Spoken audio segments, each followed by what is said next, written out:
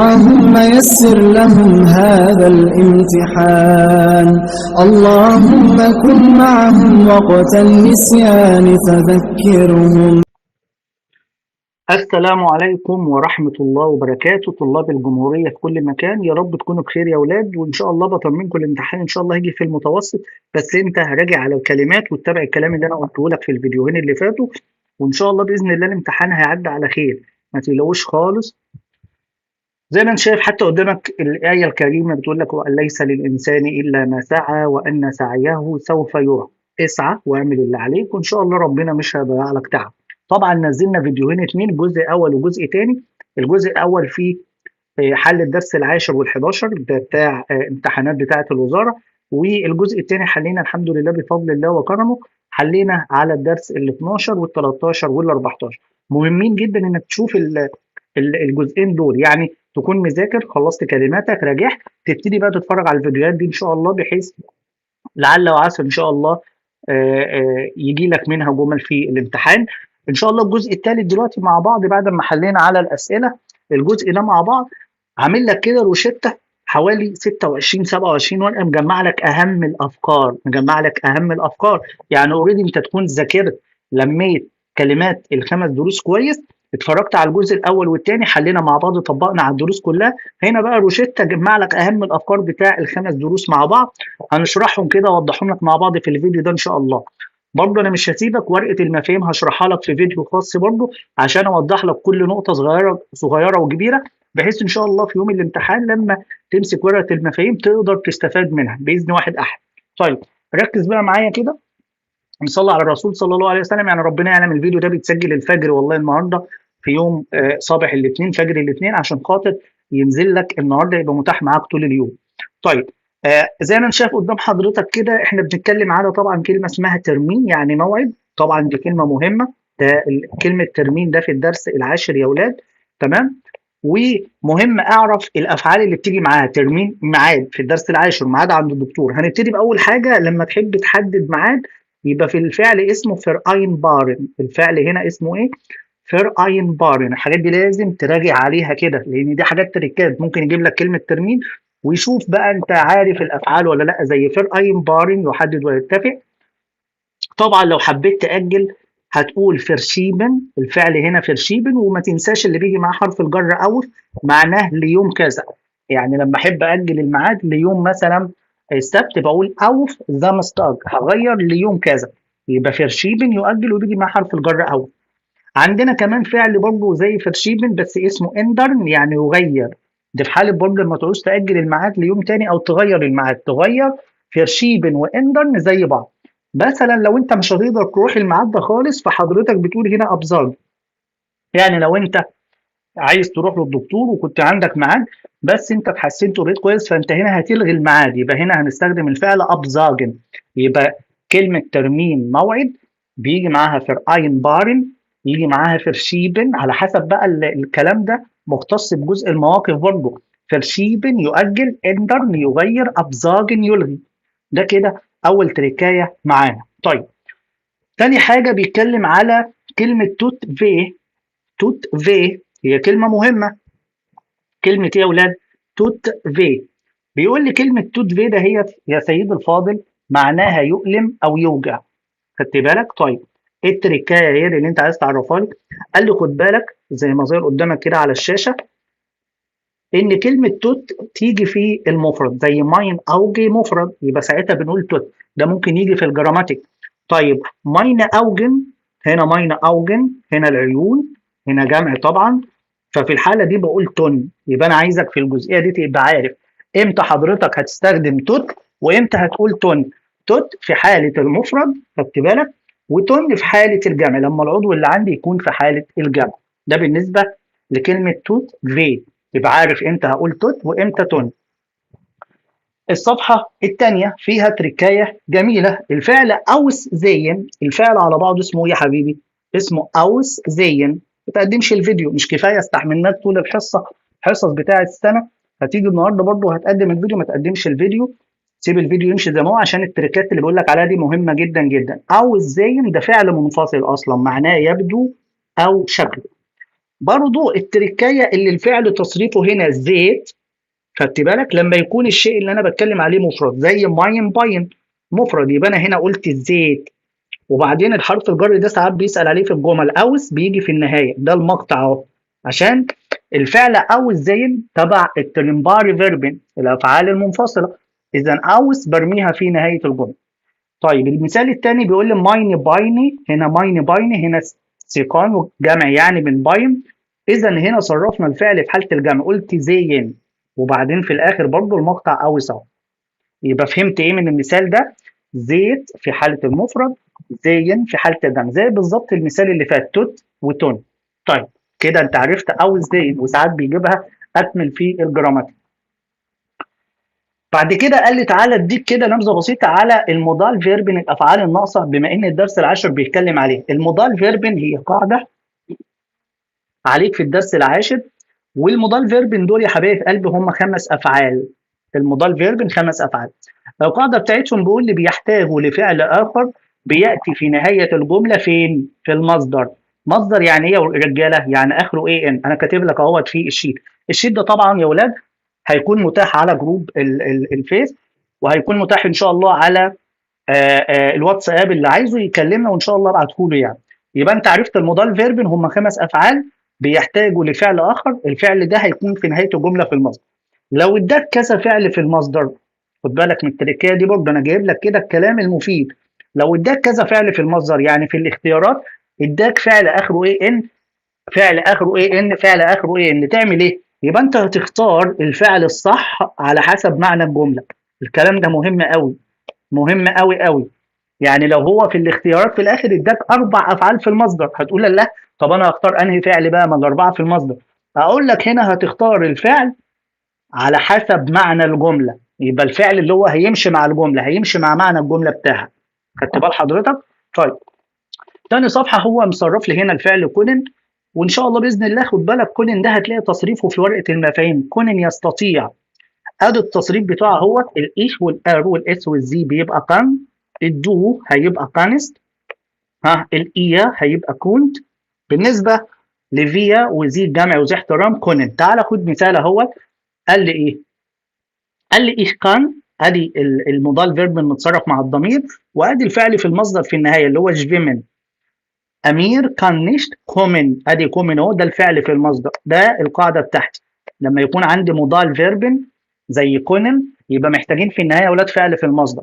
وبالمناسبه دي احب اقول لك برضو ان الصفه جود بتيجي مع الفعل كونن، يعني جود كصفه بيجي معاها الفعل كونن. ده كده تصريف الفعل كونن، وخدنا امثله عليه. هنا بيتكلم على الفعل مسن، هو ابتدى بقى يشرح لي المودال فيربن، جايب لي كل فعل بتصريفاته، حاجه كويسه جدا. مسن يجب ادي تصريفه لازم اراجع عليه وانا ماشي كده اخده معايا في السكه. الايش والار والاس والزي تصريفه هيبقى ايه يا اولاد؟ مس. طيب خد بالك من دو هيبقى موست من غير الاملاوت، لكن مع الضمير اياه هيبقى عليها موست املاوت، عشان ده بيلخبط الطالب. يبقى انت تحفظ ورايا دلوقتي، دو التصريف بتاعها موست من غير الاملاوت، مع الايا انتم موست عليها املاوت، الايا انتم عليه املاوت. طيب بالنسبه للفيا والزي الجامع والزي احترام تصريفه عادي موست. تعال اديك مثال. ايش موست دي هاوس اوف جاربن ها ماخن، ادي الفعل في المصدر. المثال الثاني بيقول لي الساعه 14 دو موست، شفت موست عامله ازاي من غير الاملاوت عشان بيتلخبط الطالب. يتست aufstehen يستيقظ، ادي الفعل في المصدر. aufstehen ليه؟ عشان عندي موست، يبقى محتاجين فعل في المصدر. بعد كده اداني الفعل الزولن ينبغي، ومديني تصريفه برضه نقوله واحنا ماشيين كده. الاي والار والاس والزي زول، الدو زولست، الايا زولت، الفيا والزي جمع وزي الاحترام زولن. تعال ناخد مثال. بقول له ماين فرويند است كرانك يعني مريض، يبقى ار زول ثم ارتس جاين، ادي جاين اهو الفعل في المصدر، هو ينبغي يذهب للدكتور. الدكتور قال ich soll die Tabletten dreimal nehmen، ادي الفعل nehmen يعني ياخذ، Tabletten يعني دواء، ينبغي اخذ الدواء. nehmen اهو فعل في المصدر، nehmen فعل في المصدر، gehen فعل في المصدر. sollen طبعا بيعبر عن النصيحه او الارشاد، والفعل ده عليا في الدرس العاشر، ودايما اللي هيديك نصيحه او ارشاد معظم الجمل بتيجي مع الدكتور، الدكتور هيديك نصيحة أو إرشاد. طيب تعال نكمل في الصفحة الثانية. جايب لي الفعل دورفين، يسمح. برضو ادي تصريفه: الاي والار والاس والزي دارف، دو دارفست، الايا دورفت، الفير والزي والزي دورفين. تعال خد مثال: اس ايست ارلاوب، طبعا ارلاوبت يعني مسموح، يبقى هي دارف مان باركن. شفت باركن ادي الفعل في المصدر اهو، اخره اي ان على طول. المثال الثاني طبعا الفيربوتن يعني ممنوع، يبقى هنا دارف نيست، وبعدين روخن، روخن طبعا يعني يدخن، روخن اهو في المصدر.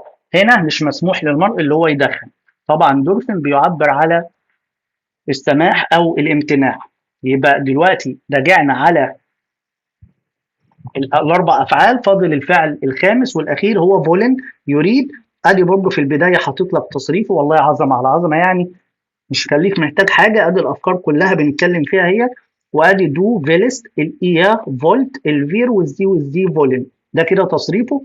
هتلاقي كل الافعال الناقصه يا اولاد مشتركين في نفس الضمائر، الايش والار والاس والزي تصريفهم زي بعض. المثال بتاعي ايش فيل، ادي متصرف. ناخ دويتشلاند فارن، ادي فارن اهوت في المصدر، فعل في المصدر. تمام كده يا رجاله؟ طيب برضه ما تنساش فولن له شقيق زي المعنى بتاعه بالظبط، اسمه مشتن.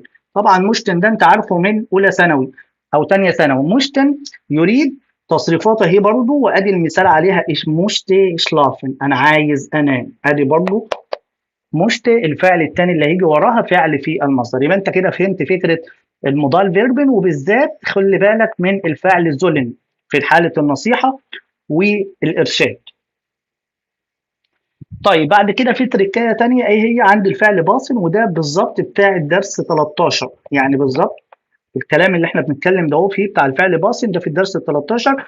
يقول له خد بالك ان الفعل باصن ماله يا هير؟ قال لي ده بيجي مع المقاس وسعر، يعني في حاله لو انا بتكلم على مقاس وسعر فانا بستخدم باصن معناه يناسب. خد بالك من التركايه اللي انا اصلا جايب لك الفعل باصن عليها.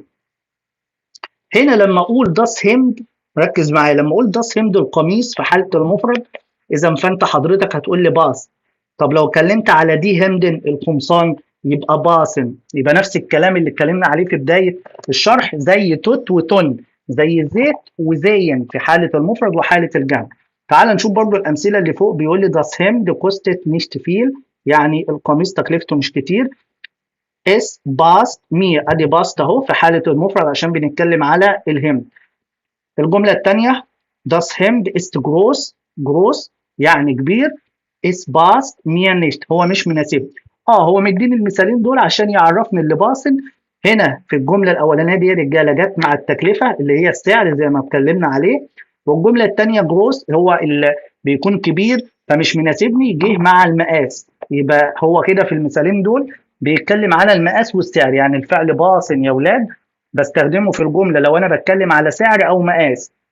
والنقطة الثانية أبقى عارف باست في حالة المفرد وباصن لو أنا الكلمة اللي جايبها في حالة الجمع. تمام؟ يبقى ده الفعل باصن.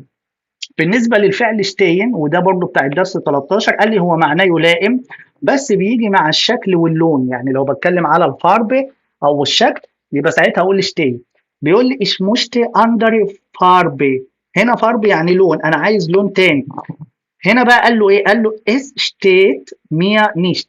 هنا شتيت اهو، شتيت يعني هنا مش ملائم بالنسبه لي. ليه استخدمت شتيت ما قلتش باست؟ عشان هنا بتكلم على لون، اذا لو لون وشكل فانا بستخدم الفعل شتين. برضو لازم يكون عندي خلفيه للشتيت في حاله المفرد، يعني لو بتكلم مثلا على داس مثلا هم يبقى ساعتها بقول شتيت. طب شتين لو هنا هقول دي همدن. خد بالك من التركات دي كويس. همدن يعني شتيت في المفرد وشتين في حالة الجمع. طيب بعد كده عندنا الفعل شميكن، هو كده بنتكلم برضو في الدرس ال 13. الفعل شميكن معناه يتذوق، ده طبعا بيجي مع الأكل والشرب ده أكيد. فبيقول لي das Essen ist gut يعني الأكل حلو. es schmeckt mir gut، برضو بيقول لي خد بالك شميكت في حالة المفرد، يعني لما أكون بتكلم على das Essen فداس Essen مفرد فأقول شميكت. طب لو اتكلمت مثلا على كارتوفلن، يعني كارتوفلن هنا في حالة الجمع، كارتوفلن هنا في حالة الجمع، يبقى ساعتها أقول شميكن. يبقى اللي احنا خدناه اللي فات كله اتكلمنا على باصن وشتاين وشمكن، الافكار زي بعض. امتى اقول شمكت، امتى اقول شمكن، يبقى انا عارف في المفرد والجمع. امتى اقول باست، امتى اقول باسن في المفرد والجمع. الفعل جيفالن برضو نفس الكلام، جيفالن يعني يعجب، اي حاجه تعجبك بتكلم عليها، بقول ده عاجبني ده مش عاجبني. برضو التركايه المهمه اللي جيفيلت ده، هي لو الشيء اللي عندي هنا يعني لو بتكلم على حاجه مفرد، دير مثلا بلوفه، خدت بال حضرتك. طيب امتى اقول جيفالن؟ لو انا عندي الكلمه هنا جمع، زي ما اقول دي بلوفر، يبقى هنا البلوفر جمع، اذا قلت جيفالن. يبقى انا اجيب لك الحاجات دي ليه؟ عشان بتلخبط الطالب، بيبقى الكلمه عنده جمع يروح يقول لي جيفيلت، لا، لو الكلمه جمع يبقى ساعتها الفعل متصرف في حاله الجمع يا اولاد، يبقى جيفالن. برضو الفعل جهورن يخص، جهورن يخص حاجه تخصك. لو بصيت في المثال بيقول لي استداس داين اوتو، هي دي سيارتك؟ قال لي يا اس جهورت مية، ايوه تخصني. Ist das Ihre Wohnung؟ دي شقة حضرتك؟ يا زي جهورت مية، أيوه دي تخصني. بيقول لي جهورت في المفرد لما بتكلم على مفرد زي فولوم، لكن لو كنت بتكلم على حاجة جمع زي ما أقول مثلا دي تسمر، مثلا الغرف اللي هنا، إذا دي تسمر جمع، فساعتها أقول جهورن. يعني جهور في حالة المفرد وجهورن في حالة الجمع. طبعا أذان الفجر جدا، هنعمل فيصل كده نردد الاذان بتاع الفجر وارجع لكم تاني ان شاء الله اكمل شرح.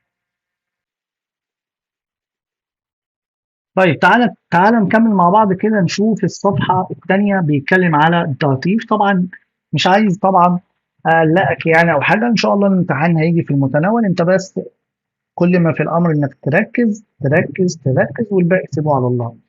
طبعا الدراسيف ده هتلاقيه موجود في ورقه المفاهيم، كاتب لك القاعده. طبعا لازم بس تبقى عارف اللي فيه افعال بتعمل داتيف لازم تراجع عليهم بسرعه، زي اللي احنا اتكلمنا عليهم من شويه، باسن وعرفت امتى استخدم باسن، وشتين وشميكن وجهورن وازجيت وهيلفن وماكت شباس وتوت في. طبعا ثلاث ارباعهم اتكلمنا عليهم في الجزء اللي فات. في باسن امتى اقول باست وباسن، امتى اقول شتيت وشتين، وامتى اقول شميكت وشميكن، وعرفت كل فعل استخدامه ايه. طبعا هو زي ما انت شايف قدامك، الايه هتبقى ساعتها مية، والدو ديا، والار ايم، والزي هتبقى ايا، والايه هتبقى اويش، والفيا اونس، والزي هتبقى اينن. طبعا اينن عليها الاي هنا كلاين سمول، لكن زي حضرتك طبعا هتبقى الاي هتبقى كده يا اولاد، هتبقى جروس، ده الفرق ما بينهم. ودي برضو ايه كده على فكره، خدت بالك؟ يعني دي حضرتك بس هي اللي ايدن هتبقى كده باحترام شويه، اينن يبقى الاي جروس. ده كده قاعده الداتيف، اللي انا بعرف الافعال بتاعتي وعارف الايش هتبقى 100 والدو هتبقى دير وهكذا.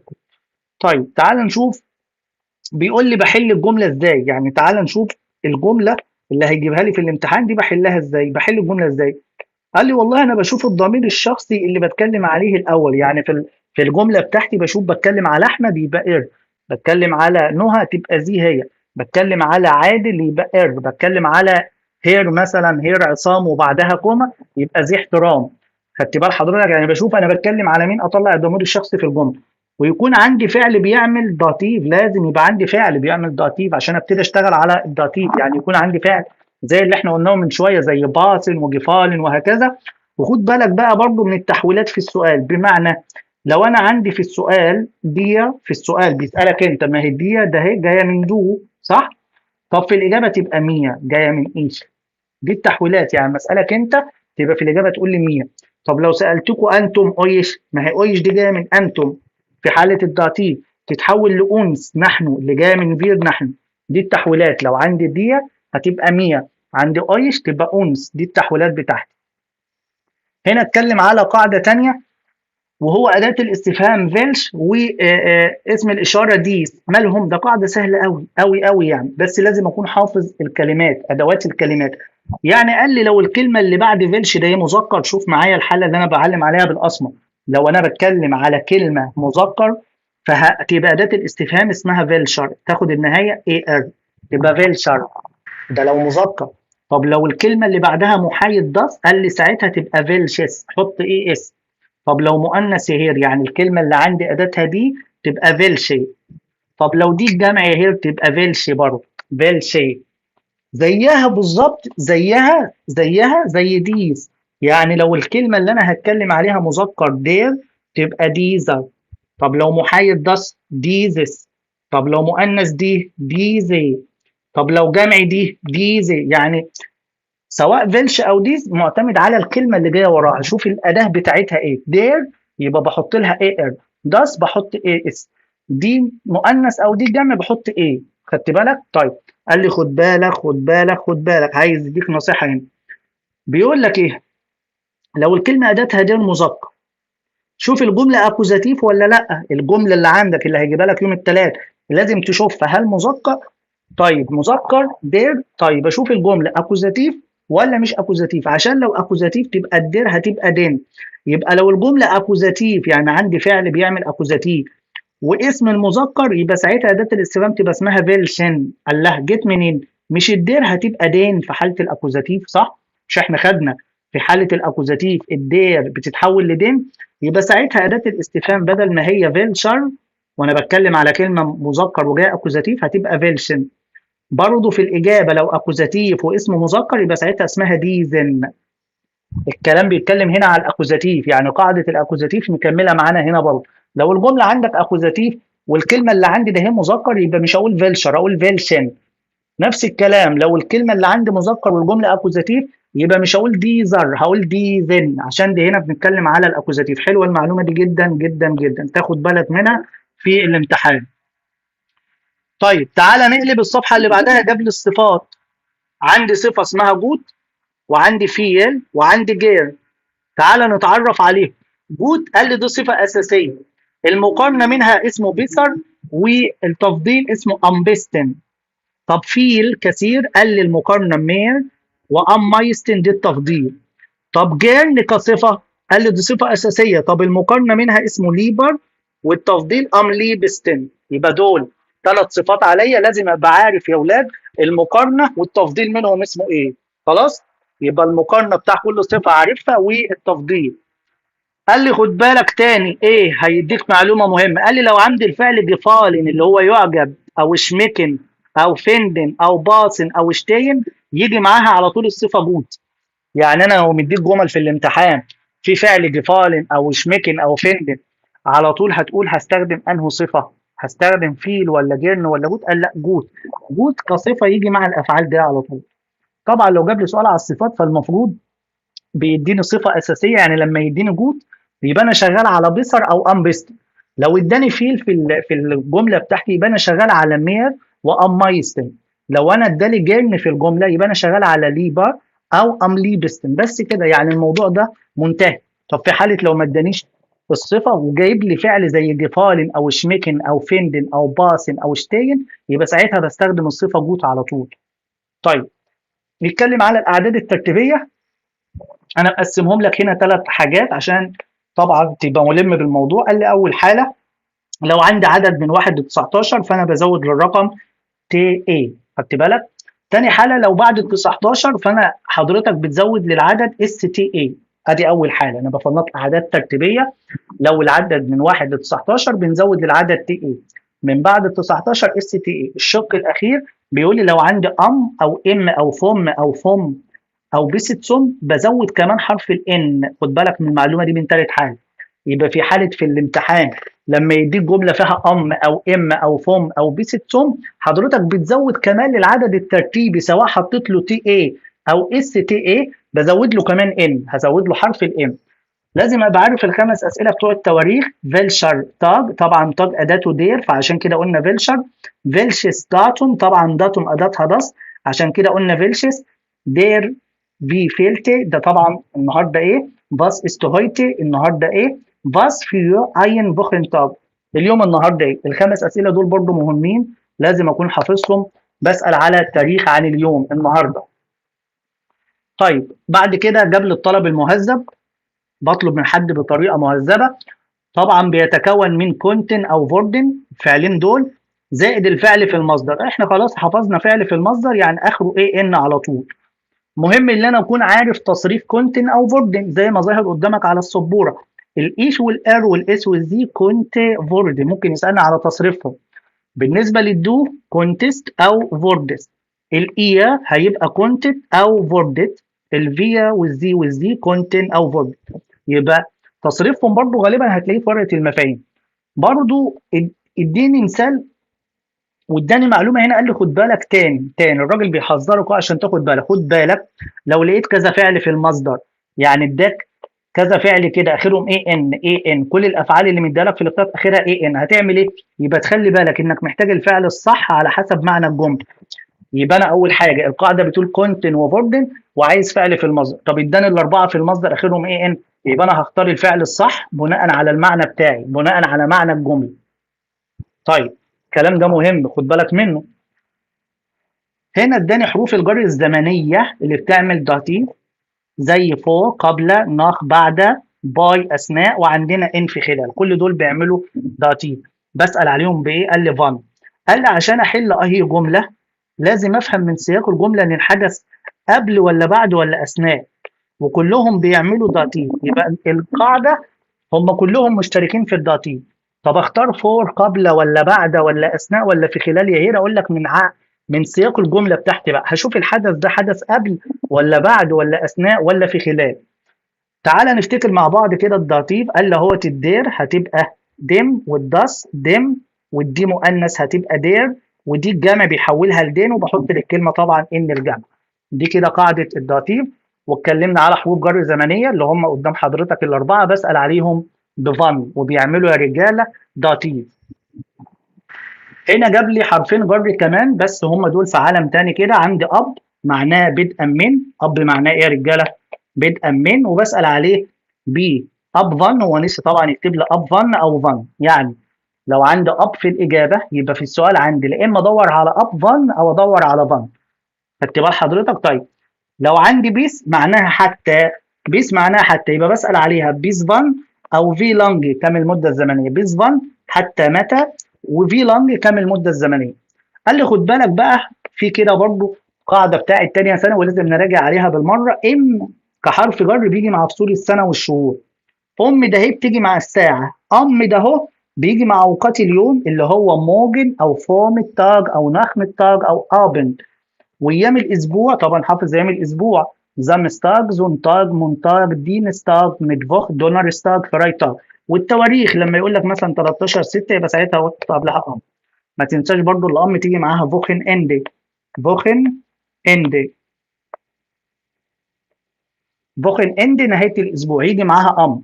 يبقى تاني امتى هستخدم اب؟ لما اسال عليها باب فان او فان. امتى اقول بيس؟ يعني هيبقى عندي بيس في الاجابه اهي، يبقى انت حضرتك بتستخدم اداه الاستفهام بيس فان او في لونجي. الثلاث حروف التانيين دول بتوع تانية ثانوي، ام وام وام، لازم برضو اخد بالي منهم. هنا بقى اتكلمنا على ادوات الربط اللي هو في الدرس ال 14. قال لي بتفهم، هي ما فيهاش شرح، هي بتفهم على حسب معنى الجمله. يعني لما يديك سؤال في الجراماتيك ان شاء الله يوم الثلاث على ادوات الربط، هي هتفهم من المعنى، هي ما لهاش قاعده، ما فيش شرح فيها. يعني دين ده هي سببيه معناها لان، لما اقول لك انا مش هروح المدرسه لان انا تعبان يبقى هنا سبب. وده يعني او لما خيارك ما بين حاجتين، تحب تاكل سمك ولا لحمه، تحب تشرب قهوه ولا شاي، يبقى اوردر ديت اختياريه بخرج ما بين حاجتين. اوند ده هي عارفينها طبعا وعطفيه. يعني اما اقول لك مثلا انا بنظف الغرفه ووالدتي بتعمل الاكل، اذا وعطفيه، انا بعمل حاجه ووالدتي بتعمل حاجه. طيب امر يعني لكن هنا تناقضيه يا ولاد، بتسمى تناقضيه. يعني ايه تناقضيه؟ يعني انا عايز اشتري مثلا عربيه لكن ما معيش فلوس. خدت بالك؟ ها فهمت المعنى؟ انا عايز اروح الحفله لكن والدي مش موافق، هنا تناقضيه، عايز الحاجه وفي سبب تاني تناقضي عكسه. يعني انا عايز اشتري ايفون لكن ما عنديش الماديات اللي انا اشتري الايفون، رحت قلت لبابا انا عايز اشتري عجله، قال لي ما معنيش فلوس، لكن والدي لا يمتلك فلوس، اذا هنا ابر لكن تناقضيه. خدت بالك؟ يبقى اذا دين لان سببيه. تاني ندي عليها مثال زي ما اقول انا مش هروح الحفله لان عندي واجب، انا مش هخرج السينما لان عندي امتحان بكره فهذاكر لان سببيه. اقدر لما خيارك ما بين حاجتين، und احمد بيلعب كوره ومحمد بيلعب تنس.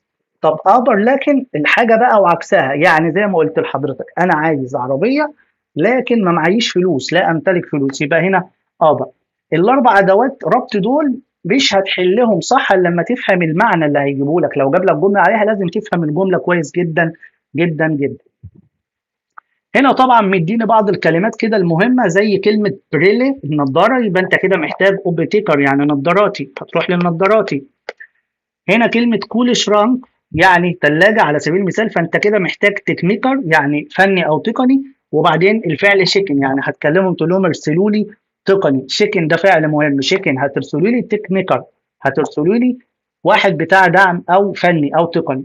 طيب فينيكتسيونيرت ده شغال، عكسها كبوت يعني عطلان. فينيكتسيونيرت شغال، وممكن بالمناسبه مع فينيكتسيونيرت تحط نيش، يبقى كده معناها مش شغال، هي عطلان. خدت بالك؟ يعني الكلمتين دول عكس بعض. عندنا كلمة أنروفن هتتصل بإيه بقى لما تكون هي عطلانة؟ بالكوندن دينست خدمة العملاء أو كوندن سيرفيز. كوندن دينست خدمة العملاء أو كوندن سيرفيز، الاثنين نفس المعنى. برضه ما تنساش الأربع أفعال اللي احنا شرحناهم في الجزئين اللي فاتوا، هم مهمين. الفعل أوف ماخن، أوف يفتح عكسها تسو يغلق. تاني أوف يفتح عكسها تسو، بتيجي مع الباب زي دي تور أو داس فينستر الشباك، يعني بتيجي مع باب وشباك. بالنسبه وخد بالك احنا قلنا في الفيديو اللي فات لو انت تابعته كويس اللي اوف ماخن بيساوي الفعل اللي اسمه اوفنن، وعندنا تسو ماخن بيساوي الفعل اسمه شليسن. شليسن يعني يغلق. بس الفرق ما بين اوفنن واوف ماخن اللي اوف ماخن ده اسمه فعل منفصل عشان فيه مقطع، وتسو ماخن ده فعل منفصل. طيب الفعلين التانيين اللي عينيا عليهم برضو ان ماخن يشغل وعكسها اوس ماخن، يبقى ان واوس يشغل ويطفئ، بتيجي مع اجهزه كهربائيه والكترونيه زي دي هايتسونج الدفايه، دي لامبي داس راديو. ممكن تيجي مع السجاير سيجاريتي، السيجاره برضو يجي معاه الفعل ان ماخن واوس ماخن. يبقى دول اربع افعال مهمين قوي يا اولاد، برضو لازم عينيا عليهم وراجعهم كويس جدا. تمام. بس يعني هنا ال 26 ورقه دول بالاربع افعال دول عشان مهمين، عشان برضه بيسالنا عليهم، بيجيب اسئله عليه. والله الجو حر فيطلب مني ان انا اطفي الدفايه، مثلا الجو ضلمه فيقول لي شغل النور، مثلا الجو حر فيقول لي افتح الشباك. يبقى انا عارف انه فعل من الاربعه دول بستخدمهم، لازم احفظهم كويس. بكده الحمد لله نكون اتمينا شرح 26 ورقه اللي معانا، وهم دول يا اولاد مجمع لك فيهم اهم الافكار بتاع الخمس دروس، اهم الافكار وليس كل الافكار. انا جايب لك اهم الافكار بعد ما حضرتك خلصت معايا الجزء الاول، حليت الدرس العاشر وال11، والجزء الثاني حلينا 12 13 14. دلوقتي وانت معايا شرحت لك كده شيت وروشته عاملها لك مجمع لك اهم الافكار. ده الواحد ممكن ما يكونش ذاكر خالص عايز يجمع الدنيا، او لحد ذاكر كويس ومحتاج كده حاجه بسيطه يجمع الافكار كلها. اتمنى يا رب يا رب الورق ده يفيدكم ان شاء الله. وزي ما قلت لك الورق ده باذن الله الروشته دي هرفعها على الجروبات بتاع الفيس بتاعتنا، وهرفعها على الواتساب لو انت محتاجهم برضو ان شاء الله تقدر توصل لهم. ولو عندك اي سؤال كلمنا يا اولاد، احنا متاحين لحد ان شاء الله يوم الامتحان. هيبقى فيه كمان جزء رابع هشرح لك ورقه المفاهيم وهحل معاك امتحان السنه اللي فاتت باذن الله، هينزل لك برضو على اليوتيوب. يا رب ان شاء الله كده يكرمكم ويوفقكم، وان شاء الله باذن الله تطمنونا بعد امتحان الالمان. اشوفكم على خير في الجزء الرابع، والسلام عليكم ورحمه الله وبركاته.